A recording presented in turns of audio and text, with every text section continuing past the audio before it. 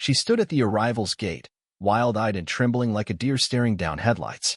Makeup smeared, lips trembling, blonde hair tied in a messy knot like she hadn't slept in days. Her voice cracked through the airport crowd. "Jason, what happened? Why aren't you answering my calls? Where's your luggage?" I adjusted the cuffs of my blazer, slid my phone into my coat pocket, and looked her dead in the eye. Everything went just as I planned. That's when her knees buckled, and she had to grab the railing to keep from falling. The woman who called me from my own house just 2 weeks earlier, saying, "I'm leaving you for my lover and our unborn child," now looked like she'd seen a ghost. And maybe she had. The ghost of her own UPS. Let's rewind. 2 weeks ago, I was on a business trip in Seoul.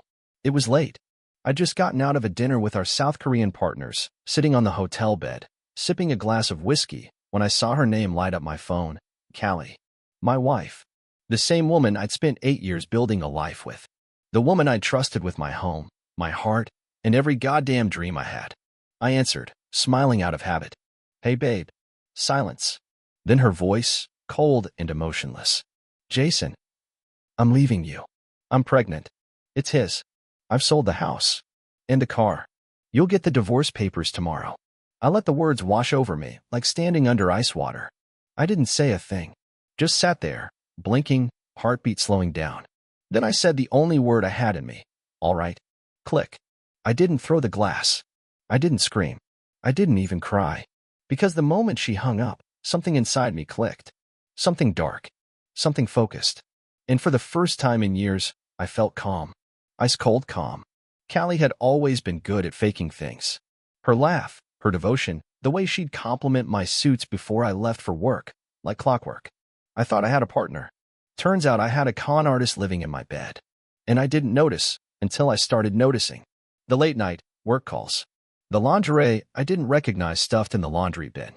The text she'd swipe away when I walked into the room. The whisper fights on the patio at 1 a.m. I played dumb, but I was taking notes. And I wasn't just traveling for business. I was making plans. Quiet plans. When she sold the house, she thought she won. But I'd already signed over the deed to my holding company. Legally, she didn't sell anything. When she sold the car, I'd already transferred ownership to my business partner, Luke, 2 weeks prior. I'd moved most of our savings and locked the rest in a legal trust. She never checked. She was too busy chasing her new dream life. Her lover? Some guy named Bryce, a failed MMA fighter turned fitness coach. Real genius. Had a mugshot from 2021, battery charge. She met him at the gym. Of course she did. He whispered sweet nothings into her ear while she spotted his reps, and she believed every word. Probably told her he'd open a supplement line with her or some trash like that. She thought she had the upper hand. Until I landed back in LAX. Until she saw my cold stare. Until she realized something was deeply wrong. Because when I walked past her that day, brushed past her fake crocodile tears and the crowd of confused onlookers, I didn't stop. I just kept walking. And then she followed me. "Jason, wait. What do you mean as planned? What are you talking about?"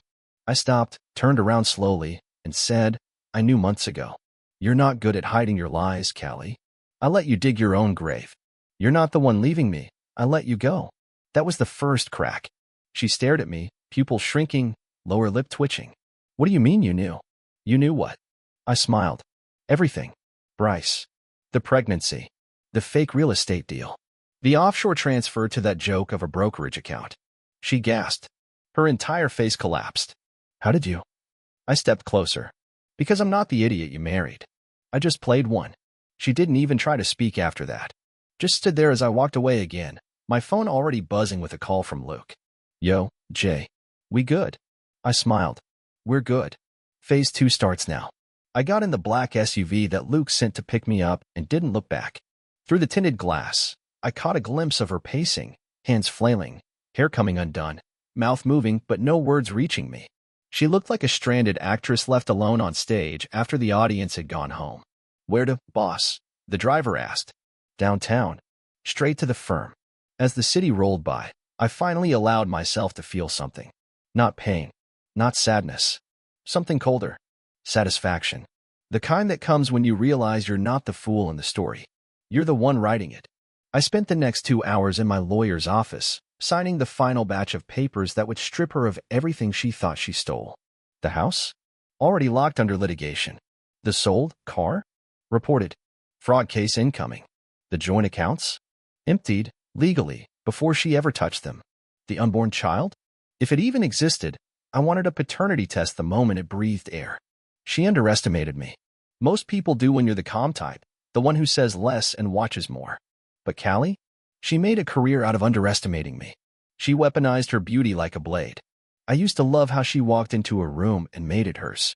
I didn't know back then she was scanning the room for targets. It all made sense now. The change in perfume. The long drives that didn't match up with the gym's location.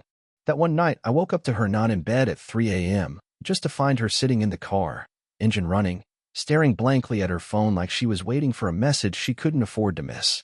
That wasn't confusion. That was guilt. The mistake she made wasn't the betrayal, it was thinking I'd break. Thinking I'd beg. Thinking I'd cry and chase her like some sitcom husband she saw on TV. She didn't realize I'd spent the last 6 months building an exit. Quietly. Patiently. I moved back into my apartment that night, the same one I kept on the side, the one she didn't know about. The one with a view over the harbor and a wall of untouched bourbon that felt like it had been waiting for this moment. I poured a glass and opened my laptop. Callie had emailed me 5 times in the last hour. Subject: I'm sorry. Please talk to me. Subject: can we just meet and talk about this like adults? Subject: I was scared. I didn't know what to do. The woman who screamed, "I'm leaving you for my lover and our unborn child," had now changed her tune to, "I didn't mean it like that." Amazing how fast the game flips when you take away the pieces. I didn't reply. Instead, I watched the security footage. Yeah, I installed cameras in the house months ago. Quietly, one by one. She never noticed.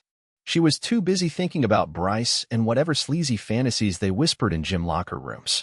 In one of the clips, 2 days before her call, I saw them together in our kitchen, her perched on the counter in one of my shirts, legs wrapped around him like it was their home. He had tattoos crawling up his neck and a smugness that only came from thinking he'd won. He hadn't won. He walked into a trap so perfectly set, he didn't even know he was dinner. The next day, Bryce got a call from one of my PI friends. A fake business offer. Overseas deal. Big money. I wanted him distracted and out of the country. He took the bait. People like him always do. He left 3 days after her call, which meant when she showed up at the airport, panicked and alone, he wasn't even answering her texts anymore. He was probably already in Dubai, wondering why his big deal meeting never showed. He was ghosted. By me. Poetic justice. Later that night, around midnight, I heard the buzzer ring. I checked the camera. It was her. Hair soaked from the rain, clutching a purse, eyes red, voice barely audible through the speaker. Jason, please. Just 5 minutes. Please. I didn't answer. She waited 20 minutes before slumping against the door, sobbing into her hands, mumbling something I couldn't make out. Maybe it was regret. Maybe it was just panic. Either way, I poured another drink and turned the volume down. You see, when someone shows you who they are, don't just believe them, record it. Build your case. Be silent, be still, and when the time comes, burn the whole damn stage down. And that was just the start. The next morning, I woke up to 17 missed calls from her. For voicemails. One of them was mostly her crying and whispering, "I'm so sorry," as if repeating it would undo everything. Another was her yelling at someone in the background. I'm guessing her sister or maybe even Bryce if he finally picked up. Her voice cracked when she screamed, "I don't know what he did, but he's not answering me. He's gone." Good. Let her feel the silence I lived with for months, watching her drift further away while lying through those glossy lips. I played her voicemails on loop while getting dressed for the meeting with the legal team handling the fraud case. The sound of her unraveling was music to my ears. As I buttoned my shirt, another call buzzed in. Unknown number. I ignored it. 10 seconds later, another voicemail dropped. Curious, I played it. "Jason, it's me. Please, just let me talk. You don't understand. It wasn't supposed to happen like this. Bryce, he left. He said he can't deal with the drama. He took my card. I don't have anything left. Please, just meet me." Now she wanted a meeting. Now, after she gutted my life from thousands of miles away over a phone call, now she wanted to talk. I didn't respond. Instead, I drove to my office, met with my legal team, and handed them the file I'd been building for months. Screenshots. Phone records. Financial trails. Her name tied to every stupid move she thought was genius. I wanted her to feel trapped, cornered in the mess she made, with no more lies to crawl under. Afterward, I took a walk around the block, thinking I'd feel lighter. I didn't. Truth is, even when you win, when you outsmart them, crush them with their own betrayal, it doesn't feel like a victory. It feels like confirmation that the person you loved, built a life with, was just a mask. And now you get to meet the face beneath it. That night, she showed up again. This time not crying. This time angry. Jason, open the damn door. You think you're some kind of genius? You think you can just leave me like this? I gave you years. I gave you everything. I watched through the peephole as she slammed her fist against the door, rage replacing the fake tears. There she was, the real her. Not the sweet, smiling wife. The monster under the makeup. That's who she really was. A liar. A manipulator. A woman who only felt something when it was slipping out of her grip. I'll tell everyone you abused me, she screamed. I'll ruin you. I opened the door. Just a crack. Enough for her to see the smile on my face. Already sent out the documents. Security footage. Emails. Bank statements. If you want to go public, I'll make you famous. Her face dropped. I watched the fury drain from her eyes, replaced by something even better. Fear. She didn't speak. Just turned. Walked away slowly like her legs were made of lead. That was the last time she came to my door. The next day, I got an email from her lawyer, asking to settle amicably. No apologies. No admissions. Just the legal version of waving a white flag.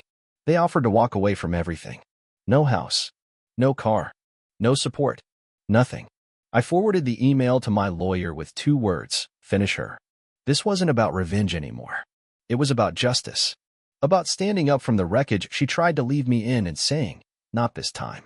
But that night, as I sat on the balcony sipping from the same bottle I opened when I got back, I let myself feel it all again.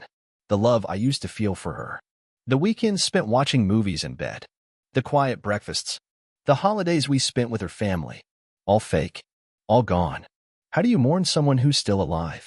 How do you bury a love that died while the body kept walking around, smiling at you, lying to your face? I didn't have the answer. But I knew one thing. I'd never love like that again. A week passed. She stopped calling. Instead, she started posting Instagram stories full of fake smiles, beach shots with captions like "New Beginning Sunrise," and "Some people weren't meant to stay in your life forever." I didn't even follow her anymore. My assistant sent me screenshots. She thought she was in control again. That if she painted a perfect enough picture, the truth wouldn't matter. But truth has a way of leaking through the cracks. And hers was crumbling fast. The gym she worked at shut her out. Once word got around about Bryce's record and the internal theft we traced back to her little supplement scam, the owners had no choice. Clients stopped coming. People talk. Trainers gossip. And women like Callie? They can't survive without attention. I heard she moved in with a friend. Then out. Then back with her mother. Meanwhile, the lawsuit moved forward. Slowly. Quietly. But surely. One night, around 2 a.m., I got a call from an old number. Derek, her brother. A guy I always got along with, until she poisoned him against me with her lies. I let it ring 4 times, then picked up. Jason, he said, voice low. I know this is out of line, man. But I needed to say something. I waited. She's not okay. She's not eating. She's not talking to anyone. She's falling apart. I lit a cigarette. Something I hadn't done in years. And I asked. She made mistakes, bro. But she's still my sister. I get that, I said. But you don't know half of what she did. I know enough, he said. I saw the footage. That caught me off guard. She showed you? I asked. No, he said. I hacked her laptop when she crashed at my place. I saw the way she let him treat your house like his. The things she said about you when she thought no one was listening. I just wanted to say, I'm sorry. For everything. There was a long silence. Thanks, I said finally. That means something. He didn't push. Didn't beg for forgiveness on her behalf. Just hung up. And weirdly, it hit me harder than her crying at my door. Maybe because it reminded me she was human. A horrible, lying, manipulative human, but still one with a family, a past, a story. Just like me. We weren't so different, her and I, except I didn't burn the people who loved me to the ground. The next day, I got an email from her. No subject. Just a single line. I found out the baby wasn't his. No hello. No apology. Just that. I didn't respond. Not because I didn't care. but because I'd finally reached that strange, rare place where your feelings go silent. Not numbness. Not hatred. Just nothing. I looked at her words, and they didn't move me. They were just letters on a screen, like a stranger's message that accidentally found its way into my inbox. I closed the laptop and left the apartment for a walk. That night, I found myself outside the old bookstore she used to love, the one with the dusty air and the sleepy jazz playing low in the background. I don't even know why I walked in. Maybe habit. Maybe curiosity. Maybe some part of me was trying to prove that her ghost didn't own me anymore. Inside, nothing had changed. The same old man behind the counter. The same shelves. The same quiet peace. I picked up a copy of a book she once made me read. A romance novel she cried over. I remembered pretending to hate it just to make her laugh. I remembered the way her head used to rest on my chest when we read on Sundays. I remembered all the things I wish I could forget. And then, I put the book back and walked out without buying anything. Because the past? It's just a story. And I'm not in that chapter anymore. But she is. And that's her punishment. 2 months later, I saw her again. Not in person. Not through a call. On the news. It wasn't front page. Just a 2-minute segment buried in the late-night local broadcast. Some small-time fitness influencer caught in a financial dispute with clients over fake wellness products. Lawsuits pending. One name stood out in bold on the screen. Callie Monroe. She looked thinner. Dark circles under her eyes. That glow she used to weaponize was gone. Makeup couldn't cover the fatigue. Her smile looked like it had been stapled on, like someone told her to act confident but forgot to give her the lines. She tried to spin it, of course. Said it was a misunderstanding. That she was transitioning out of the business and focusing on personal wellness. I turned the TV off before the anchor finished the segment. Let her spin. Let her dance. Let her bury herself in lies until she forgets what truth even felt like. I was done playing audience. But life has a twisted sense of humor. A week after that, I ran into Bryce. At a gas station, of all places. I was on the way to meet a client out of town. Pulled over for snacks and a coffee. And there he was, same dumb tribal tattoo snaking down his arm, tight tee, fake swagger. He didn't notice me at first. Was too busy flirting with the cashier, trying to get a discount on some protein bars. It would have been funny if it wasn't so pathetic. Then he turned. We locked eyes. And for a split second he froze. I didn't move. Didn't blink. Just stared at him like he was already erased from my memory. He walked over. Slow. Like he wanted to pretend it was casual. Yo. Jason, right? I sipped my coffee. Didn't expect you back in the country. He scratched the back of his neck. Yeah, Dubai was not what I thought it'd be. No kidding. There was an awkward pause. He tried to smirk. Guess things didn't work out with Callie the way either of us expected. I said nothing. She told me it was over between you two before anything happened, he added quickly. Just so you know. I raised an eyebrow. Right. Because you were really the honorable type. He chuckled like we were old buddies catching up. Look, man, it was just bad timing. She said a lot of things. I didn't know she was playing both of us. I finished my coffee, tossed the cup in the bin, and stepped closer. She played you because you were easy. And dumb. And cheap. You were a rebound fantasy she thought she could build a new life with. And you swallowed it because you thought having her meant you won something. He tried to laugh it off. Whatever, man. It's in the past. No, I said. You're still living in it. I moved on. You? You're still chasing discounts and validation. I turned around and walked away without looking back. And it felt good. Not angry good. Not revenge good. Just done. That night, I got home, poured myself a glass of whiskey, and stared out the window of my new place. Downtown loft. Clean lines. Big windows. No traces of her. My life didn't end when she left. It started. All those years I spent trying to be enough for someone who was never satisfied gone. I was building again. A business, a new circle of people, a piece I'd forgotten existed. And for the first time in years, I didn't feel like a man trying to prove something. I just felt like myself. A few days later, I got an invitation in the mail. Thick envelope, hand-addressed, perfumed. I didn't need to open it to know who it was from. Callie.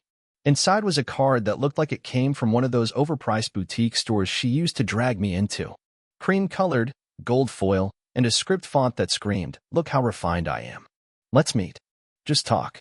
No lawyers. No anger. Just us. One last time. No return address. Just a time, a date, and a place, our old coffee shop." The one where we met 10 years ago when she spilled an iced latte on my laptop and laughed like it was the funniest thing in the world. Back when her eyes still had warmth in them. Back when I still believed in people like her. I shouldn't have gone. But I did. Not because I missed her. Not because I wanted closure. I don't believe in that word anymore. I went because I wanted to look her in the eye and see for myself what she'd become. She was already there when I walked in. Hair pinned up.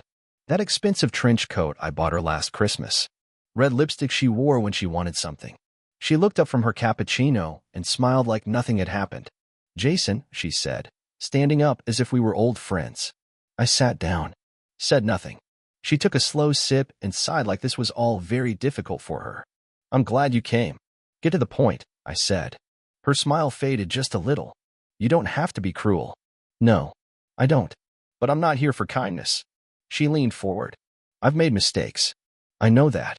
I got caught up in things, in someone who promised me something better. And I was stupid. And selfish." I stared at her. She continued, voice low. "I thought you didn't love me anymore. You were so distant. Always working. Always somewhere else." I almost laughed. "So you fixed it by climbing on top of a gym rat in my kitchen?" Her eyes flickered. "It wasn't like that." "No," I said, "because I've got video footage that says it was exactly like that." Silence. She blinked fast. Looked away. "I didn't come here to fight." "Then what did you come for?" She hesitated. Bit her lip. Then, just like always, her tone changed. Softer. Almost pleading. "I miss you." I smiled. "I miss how you made me feel. Like everything made sense. Like I mattered." "You mattered," I said. "You just didn't like the kind of matching that comes with loyalty and patience. You wanted fireworks. Drama. Someone who made your blood rush and your brain stop working." She looked like she might cry. "Bryce was a mistake. Bryce was your choice. And so was every lie that came after." Then she did cry. Quiet tears. No wailing. Just soft weeping into her napkin. People looked. I didn't care. She wiped her face. "Do you hate me?" "No," I said honestly. "I don't." Her eyes lit up for half a second. "I don't feel anything."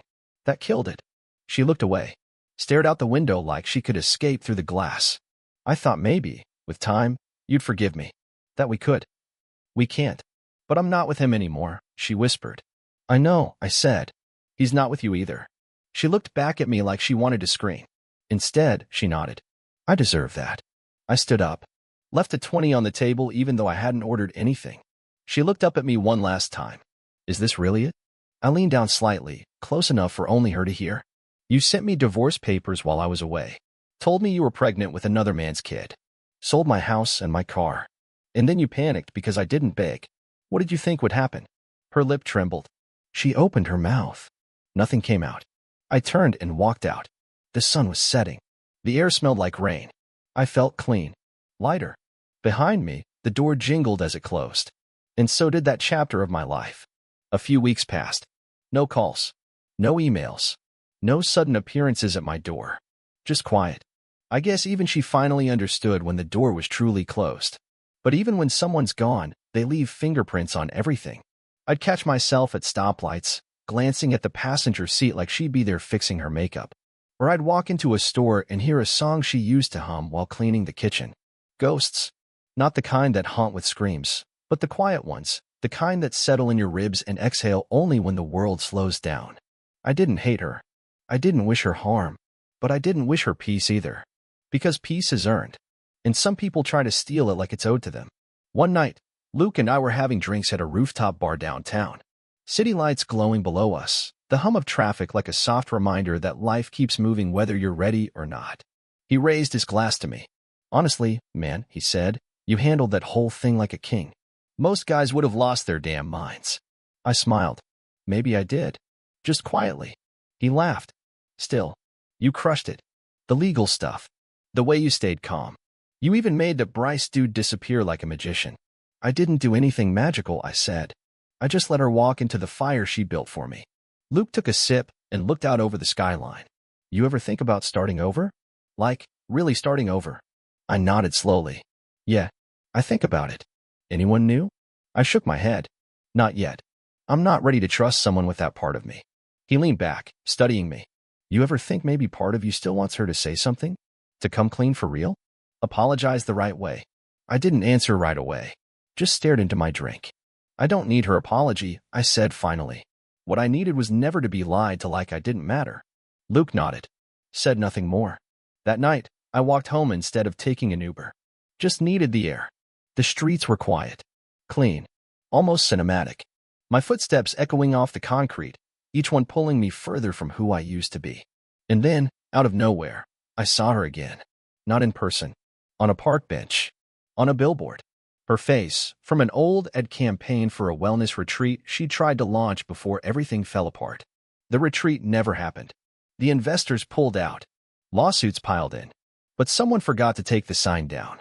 She was smiling in it, backlit by fake sunlight, eyes glowing with that same charm that once hooked me so fast I couldn't breathe. I stood there staring at it for a long time.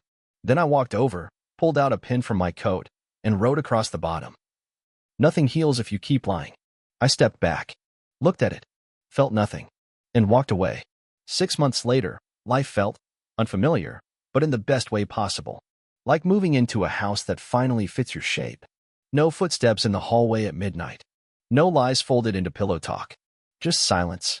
Peace. The kind you don't realize you missed until it fills the cracks. My business had doubled. New clients. Bigger deals. I hired people I trusted.